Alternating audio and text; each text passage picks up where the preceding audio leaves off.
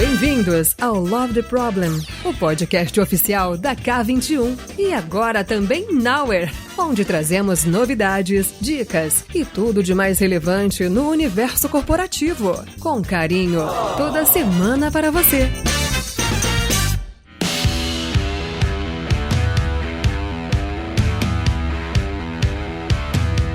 Estamos aqui para gravar um quadro que a gente está decidindo o nome. Muito bom, muito bom. Oi, pessoal. Andressa Chiara aqui. A gente está se reunindo para um quadro novo. A ideia é a gente pegar algumas pílulas para vocês sobre coisas que estão acontecendo no mercado, sobre estratégia, sobre produto, negócios.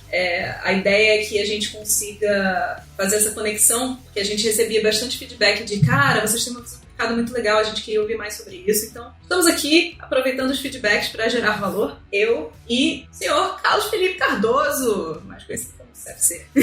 Fala, galera, beleza? Prazerzão sempre estar aqui com vocês. Hoje, boníssima companhia. Tempinho que eu e a Andressa não gravávamos alguma coisa junto, então, muito bom. E o assunto é um assunto que é novo, é recente, mas ao mesmo tempo deve existir desde os anos 70, o problema que quer resolver. E aí, Andressa, como é que tá, né? Tipo, lá vem esses caras falar, então, se é novo, vamos falar de vamos, também, mas não só. Qual o problema que a gente tá querendo resolver, que a gente viu uma oportunidade aqui, viu mais um produto legal querendo resolver, mas que problema é esse, Andressa? Vamos começar pelo problema, vai. Vamos começar pelo problema. Love the problem. Galera, eu acho que todo mundo viu aí o lançamento do Rabbit. É claro. E antes disso teve todo o lançamento do ChatGPT e todo o auê que isso causou. E no final das contas, tem um ponto super importante aqui. A gente estava conversando um pouquinho antes do episódio começar e a gente chegou à conclusão de que o que a gente está vendo é uma volta de algo que aconteceu lá pela década de 70 e 80. Que é, a gente precisa fazer com que a tecnologia fale melhor, converse melhor com o ser humano. Porque se a gente for precisar que cada pessoa tenha um diploma de engenharia da computação para operar alguma coisa, a gente não consegue exponenciar o uso de produto nenhum. Então, a grande questão aqui é essa. A discussão é sobre como é que a inteligência artificial ou qualquer produto tecnológico pode se tornar exponencial se a gente tem uma barreira tão grande, cognitiva, que é relacionada ao que a gente chama, no meio de tecnologia, de linguagem natural. O que é a linguagem natural? É, em tese, como seres humanos se conversam, certo? Então, quando você tem uma linguagem de programação, você tem o código que o computador entende versus o que a gente chama de linguagem natural, que é o que o ser humano entende sem precisar saber o código. E o que eu estava conversando aqui com o CFC é o quanto a gente está vendo esse crescimento desse posicionamento da tecnologia para voltar à ideia de linguagem natural.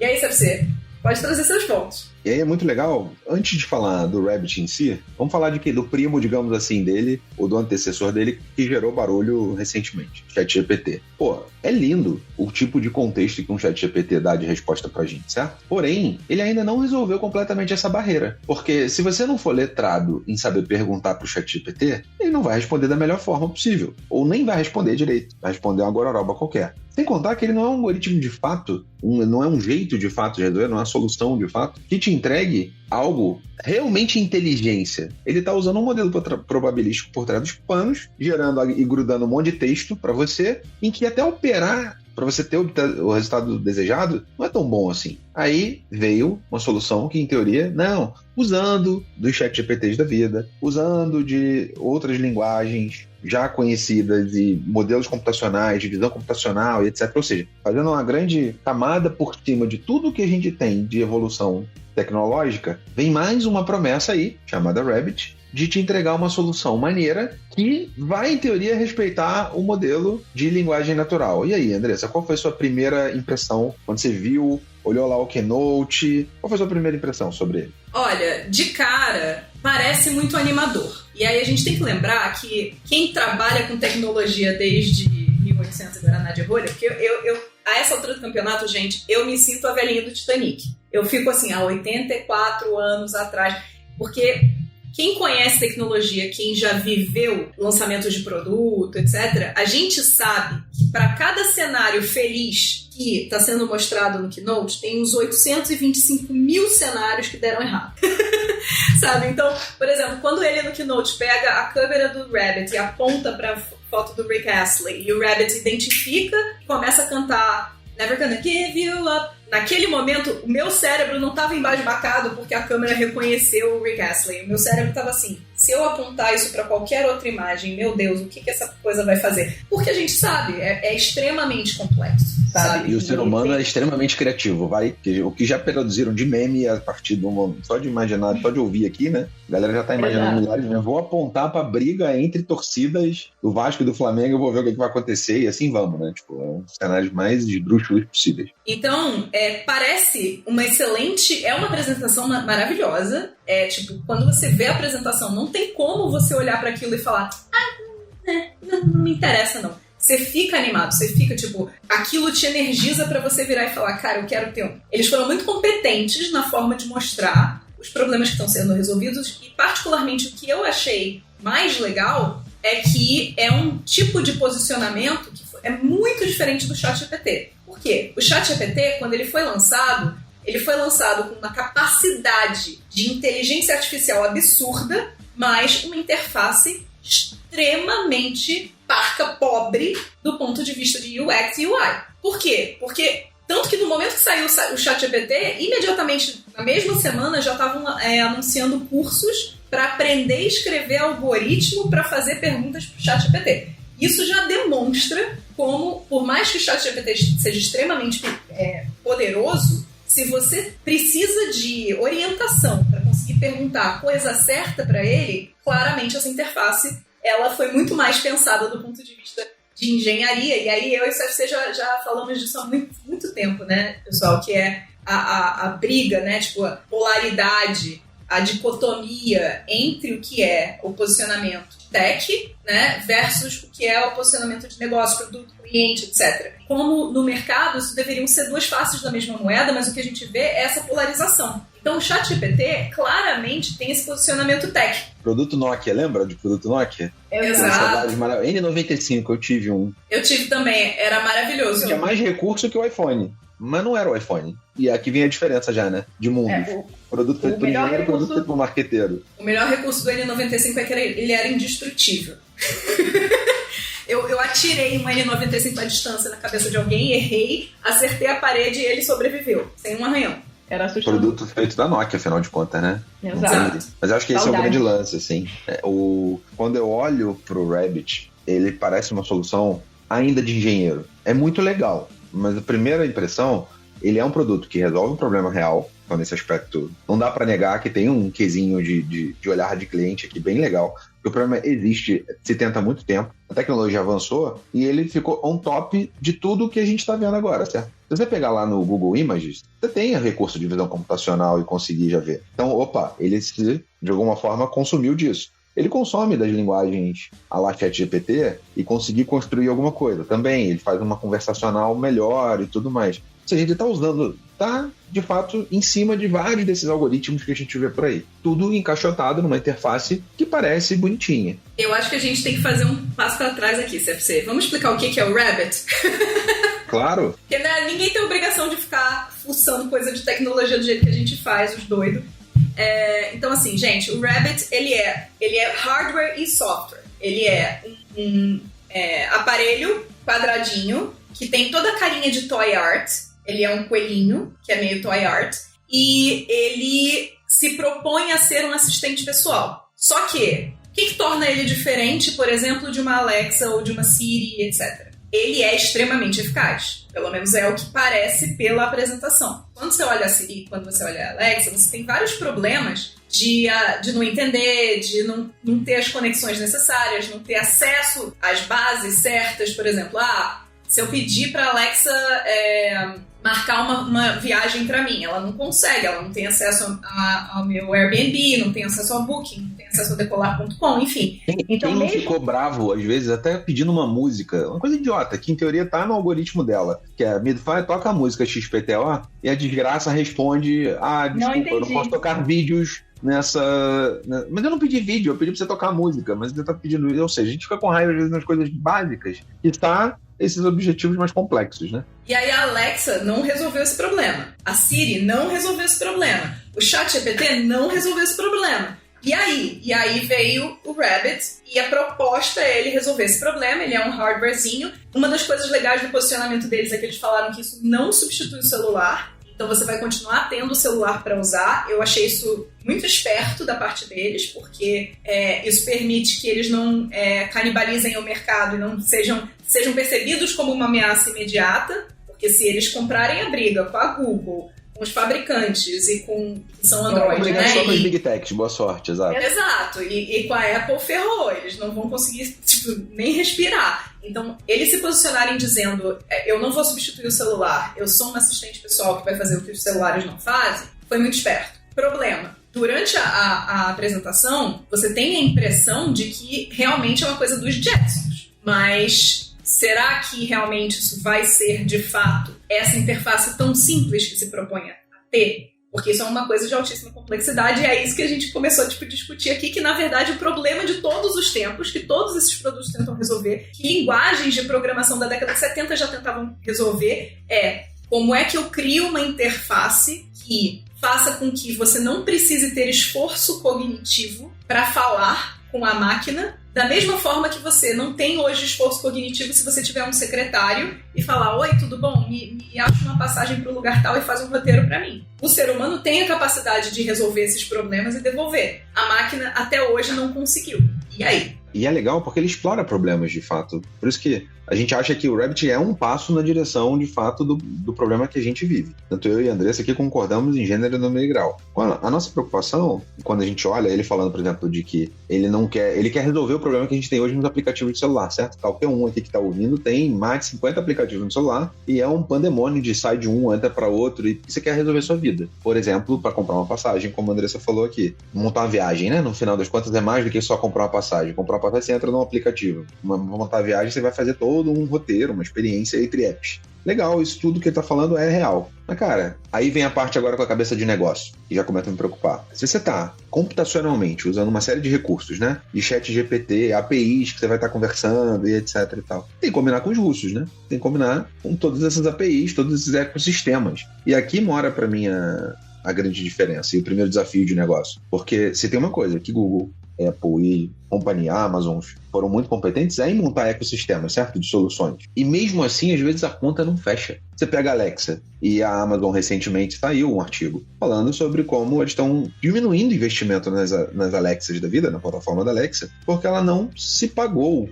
o que se imaginava. E é um negócio simples, em teoria, né? Hoje, pra gente falando aqui perto desse cara, é até simples, Alexa. Que sabe como é que fecha a conta desse modelo de negócio sem já ter esse é um dos desafios, né? Como eu monto um ecossistema parrudo para rodar uma coisa que não é barata. Toda essa operação de IA, todo esse processamento de voz, etc., é bem caro ainda, pelo menos. A tecnologia evolui, mas ainda. Então, isso é um custo de entrada, queira ou não, difícil para resolver esse problema. E exige, por exemplo, cada vez que você tiver que integrar com mais uma aplicação, você vai ter que desenvolver a API que vai falar com a API do amiguinho, entendeu? E aí, tipo, se mudar a API do amiguinho, você vai ter que atualizar o handshake, o contrato, e é tudo... Enfim, é uma manutenção altíssima. Claro que você pode usar machine learning para tentar fazer isso, ok, mas qual o nível, sabe? Não é uma coisa simples de resolver. Então esse é o primeiro ponto. E aí a grande questão aqui é, eu tenho uma hipótese, e aí você me diz o que você acha, mas a minha hipótese é a seguinte,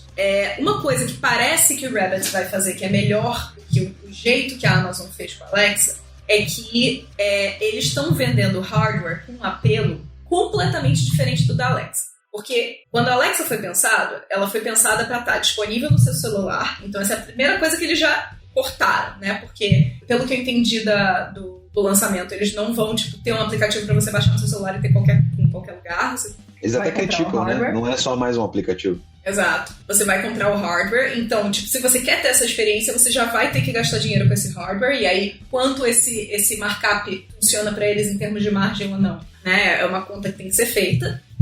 Mas tem um ponto muito interessante que é a ideia do Rabbit ser móvel, de um jeito que a Alexa nunca foi, exceto pelo celular. A Alexa foi pensada para ser sua administradora da sua casa, ou do seu escritório, ser uma coisa fixa. o Rabbit ele é pensado para acompanhar você como o celular acompanha você. Então esse é um ponto de diferença. É tipo o Jarvis lá do Homem de Ferro, né? Tipo aquela coisa de quando você Exato. for, ele... Jarvis, hackeia a NASA. Ele vai dar um jeito de hackear a NASA pra você. Jarvis, tá aí? À sua disposição, senhor. Ativar o monitor. Ok. Outro ponto de diferença. O apelo de identidade, e aí branding mesmo, do Rabbit, ele é muito mais divertido, ele é muito mais adequado ao tipo de público que se interessa por esse tipo de produto. Quando você olha para a Alexa, eu não sei se vocês já viram do Saturday Night Live, teve uma paródia que fizeram da Alexa, que era a Alexa Silver, que é uma Alexa específica para a terceira idade, que a pessoa pode falar qualquer nome que começa com A que ela responde. Entendeu? Tipo, você fala, Amanda! Ela responde, sabe? E ela tem features como tipo, você vai contando uma história, ela vai falando porque a minha questão com a Alexa é bem essa. Tipo, a Alexa ela é desenhada como se ela fosse para um público mais velho, que não é tech-savvy, mas ao mesmo tempo ela falha nessa interface. O que parece do Rabbit é que ele, trabalha muito bem a questão do hardware, é desejável para um público mais jovem, é provavelmente um movimento relacionado a você ser um objeto de desejo, como por exemplo um iPhone é um objeto de desejo, sabe? Então eu acho que eles posicionaram o Rabbit de uma forma mais inteligente para buscar esse break-even de uma forma um pouco mais saudável do que aconteceu com a Alexa. Essa foi a impressão que eu tive. Qual foi a sua impressão, você? Acho que sim, iterando aqui. Acho que não assusta os velhinhos, né? Aquela coisa de só pra pegar um outro perfil agora, ao mesmo tempo que ele é sexy, ele não assusta qualquer tipo de usuário. Isso, confesso que me preocupa sempre um pouquinho, certo? Porque naquela coisa de é pra todo mundo,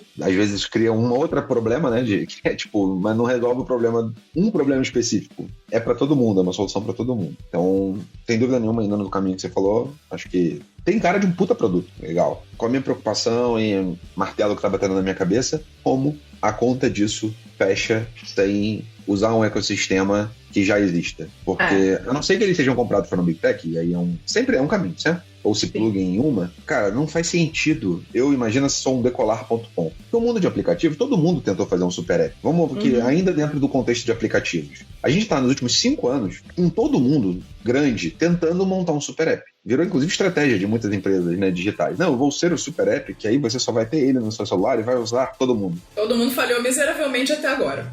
Exato. A gente ainda continua com a ideia de portal sendo válida para algumas pessoas e que resolve nem 50% do problema. Um wall da vida, um portal wall da vida. E que também não resolve o problema. Também não é um super app. Também não é o bico. Ninguém conseguiu atingir isso. Queira ou não, eu vejo o Rabbit tentando ser um super app, só que não é matando o conceito de super app. Sendo, na verdade, o dispositivo com o qual você conversa e resolve a sua vida. O Jarvis, na e prática. Esse é o ponto. E a modernização do Jarvis. Eu adorei essa quebra de paradigma deles. Tipo, eu não quero ser o super app. Eu quero ser algo que deixa todo o conceito de super app no chinelo. Isso foi muito bom. Foi muito bom. E aí o que a gente ainda vai ter que ver o que vai acontecer, mas se o Rabbit conseguir ocupar esse espaço de desejo, que, por exemplo, um iPhone hoje tem, combinado com a criação de um ecossistema onde você paga por serviços e você trabalha com freemium, tipo, quando você compra o hardware, você usa o básico. Mas à medida que você quer melhorar a sua performance, melhorar a sua produtividade no dia a dia, ter propostas de valor específicas, do tipo, hoje você paga para ter uma pessoa que cuida de todas as suas viagens porque você é uma executiva que anda para tudo que é lado do mundo. E você quer substituir esse custo por algo que é inteligência artificial. Se ele começar a ocupar esse tipo de espaço, tanto no B2C quanto no B2B, eu acho que tem muita possibilidade dele se pagar e fazer esse break-even acontecer. Mas, se ele não perceber como é que ele entra nesses espaços para fazer esse tipo de movimento de valor agregado e custo, né, tipo, associado a esse valor agregado para a coisa se pagar, aí eu acho que a gente vai ter uma coisa que foi só uma fad, foi só uma trend e eventualmente morre. Ainda tô sentindo um pouquinho de cheiro, e tomara que eu esteja errado, porque o produto é para ser revolucionário, mas que é aquela coisa assim, excelente balão de ensaio, mas não sei se decola. Esse é meu cheiro agora do momento. Mas tá indo no problema certo. Então assim, até para honrar o nosso nome do podcast aqui, o nosso tempo do experimento que a gente tá gravando aqui, cara, acho que a gente tá resolvendo um problema real, ou tentando resolver um problema real. Problema da linguagem natural e de, não ficar tendo atrito com a abstração da linguagem natural. né, que ainda é um problema. Então, isso super vai ser legal. Super inclui. Vai dar certo ou não vai dar certo? Cenas dos próximos capítulos. Mas acho que a gente trouxe um pouquinho de análise crítica aqui, principalmente do ponto de negócio, né? E aí, CFC, pra finalizar, você compraria? Então, acho que eu ia comprar... se eu pudesse experimentar um trial, com certeza eu ia gostar de experimentar. Agora... comprar direto, botar uma grana, ainda fiquei com aquela sensação assim, isso vai ser um gadget daqueles que a gente compra. Sabe quando você vai na loja, você vê um negócio bonitinho, legal, então, não sei o que, até meio caro às vezes, preço mediano pra caro. Fala, pô, mas é muito legal, vou comprar, e que depois de 2 semanas você fica em casa, você olha e você fala, Vocês veem a diferença de perfil, gente. O CFC, ele tem um perfil um pouco mais conservador. Eu sou a early adopter. Louca. Tem gente que sai pra balada e gasta dinheiro, eu gasto dinheiro comprando produto novo pra testar. É assim que eu me divirto. E o meu marido é igualzinho, o Duba é igualzinho. Tipo, o Duba, ele provavelmente gasta mais no Kickstarter do que de restaurante, mas enfim. Então eu provavelmente compraria pra testar assim. Nem que fosse pra falar mal. Exato. Aí provavelmente eu compraria, aí usaria. Se eu achasse legal, eu emprestaria pro CFC e ele ia ver se gostava ou não. Corta e se mata aí, Andressa. Tem um ponto. Muito bom. Espero que vocês tenham curtido um pouquinho da nossa análise crítica de alguma forma, tentar enxergar além um pouquinho do hype que se monta, né, em cima de qualquer lançamento. De alguma forma, acho que aqui a gente também traz um pouquinho de análise de negócio, pateou um pouquinho, olhar o problema e olhar 2, 3 passos à frente, tentar exercitar aqui um pouquinho esse problem solving com vocês. E é isso, muito obrigado. Andressa, prazerzaço gravar com você. Igualmente, CFC, seja a primeira de várias nessa vibe de vamos pegar um lançamento, vamos pegar alguma coisa que tá quente no mercado e vamos aqui conversar com a galera. Gente, um beijo enorme pra vocês, espero que vocês tenham gostado. Lembrem de dar todos os feedbacks pra gente, tá? O backstage continua ativo, então qualquer coisa, só manda mensagem, a gente tá disponível no LinkedIn também. Os links vão estar todos por aqui, inclusive o link da apresentação do Rabbit, de tudo que a gente conversou, beleza? Beijo! Beijo!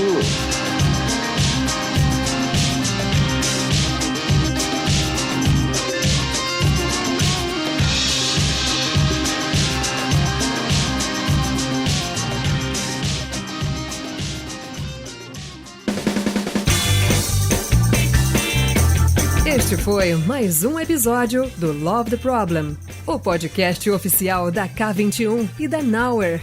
Se você curtiu, compartilhe. Inscreva-se no seu agregador de podcast favoritos e espalhe conhecimento por aí. Procure por Love the Problem nas redes sociais e deixe seu comentário ou sugestões. Até o próximo!